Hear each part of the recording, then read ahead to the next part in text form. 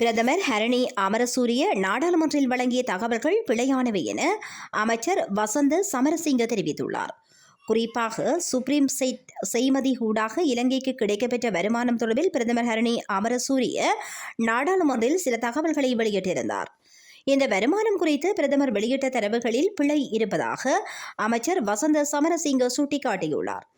இந்த வருமானம் தொடர்பில் வழங்கப்பட்ட புள்ளிவிவர தரவுகள் உள்ளடங்கிய ஆவணத்தின் ஓரிடத்தில் வருமானம் 1000 ரூபாக்களில் குறிப்பிடப்பட்டு மற்றொரு பகுதியில் மில்லியன் ரூபாக்களில் குறிப்பிடப்பட்டதனால் இந்த குழப்பம் ஏற்பட்டது என வசந்த சமரசிங்க சுட்டிக்காட்டியுள்ளார்.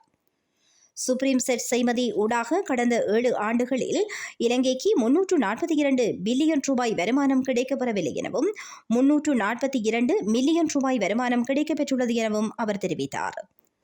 இந்த செய்மதி விண்ணுக்கு ஏவும் நடைமுறை விலை மனுக்குரல்கள் இன்றி இடம்பெற்றுள்ளது எனவும் குறித்த ஓர் நிறுவனத்திற்கு இந்த சந்தர்ப்பம் தன்னிச்சையாக வழங்கப்பட்டது எனவும் அவர் தெரிவித்துள்ளார். சிங்கள தொலைக்காட்சி நிகழ்ச்சியொன்றில் பங்கேற்று கருத்து வெளியிடும் போது அவர் இந்த தகவல்களை வெளியிட்டுள்ளார். முன்னாள் ஜனாதிபதி மஹிந்த ராஜபக்ஷவின் இளைய புதல்வர் ரோஜித ராஜபக்ஷ இந்த செய்மதி விவகாரத்தில் தொடர்பு படுத்தப்பட்டு பல்வேறு குற்றச்சாட்டுகள் அவர் மீது முன்வைக்கப்பட்டிருந்தமை குறிப்பிடத்தக்கதாகும்.